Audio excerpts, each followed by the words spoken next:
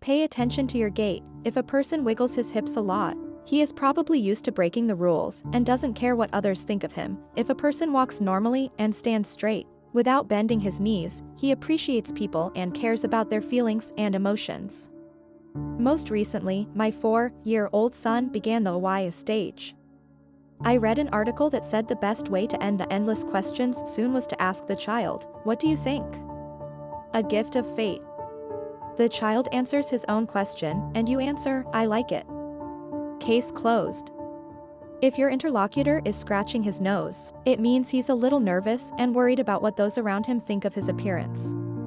If you want to know if you're being watched, yawn and look around. If someone nearby is yawning too, that means they've been looking at you the whole time. If the person has bushy eyebrows, they are likely to be a little aggressive or short-tempered. If you want to build a relationship with a person, make sure their hand is warm before you shake it.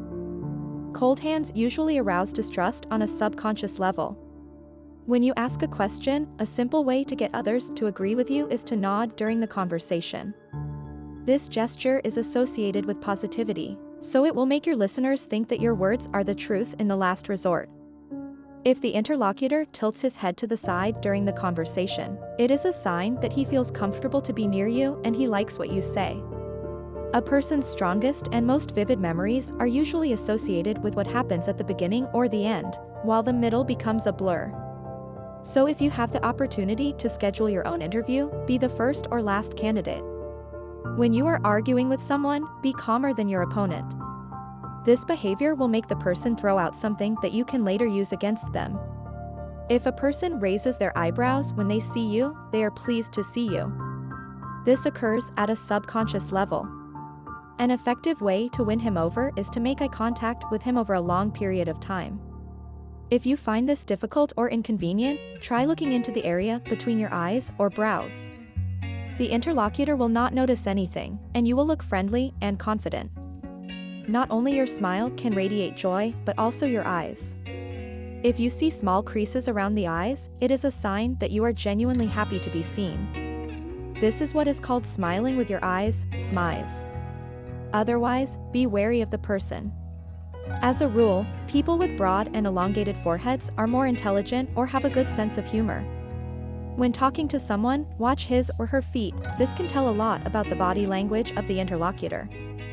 For example, when you approach a person and he turns to you only with his body, he probably wants to be alone. If your interlocutor's legs are turned away from you during the conversation, he probably wants to run away as soon as possible. When you are talking to someone and he awkwardly crosses his legs, it is a sign that the person is unsure of himself, afraid of you, or worse, lying to you. If you suspect that you're in for a scolding from your boss at a meeting, sit down next to him or her. More often than not, people are uncomfortable raising their voice to the person next to them. Women who like to use pink or red shades of lipstick like freedom and are always open to adventure, while those who prefer dark brown colors are more calm and serious. If your interlocutor is shy, keep looking at him and nodding in time with his words. Such a technique encourages you to keep talking. In crowded places, people tend to look others in the eye to see where they are going in order to avoid confrontation. Use this to your advantage. Look in the direction you want to go when you are in a crowd. You'd be surprised, but the people around you will instinctively clear a path for you. Silence is the best way to confront an angry person. To disarm your opponent and make him feel ashamed of his words, simply remain silent. Don't respond with aggression to aggression. It always works. Kindness is the most effective weapon. Use it in arguments. In addition to silence, you can show some positivity or courtesy. There is nothing more painful to rude people than a little kindness. If you think the person will refuse your request, ask him or her for a small favor first. For example, to lend you a pen. Even if you're about to be told no to the main request, asking to borrow a pen is such a small favor that it's incredibly difficult for anyone to refuse. After agreeing one time, the person will probably come to the conclusion that you can be trusted, and there is a chance that they will change their attitude towards you. This psychological trick is called the Benjamin Franklin effect because he used it regularly. Say hello to everyone you know, and do so with a smile. Often people exchange an awkward smile instead of a cheerful greeting. Just imagine, if someone meets you twice a year and both times you are smiling and friendly, they will think of you as a nice and pleasant person. If a shy person talks to you, look him in the eye and nod your head. That way he will feel confident and will keep talking. Think about your future self. How will I feel in an hour or two if I miss a workout at the gym? Will I be a little happier if I wash that pile of dishes right now? Almost everything bad brings us instant gratification, while everything good puts it off.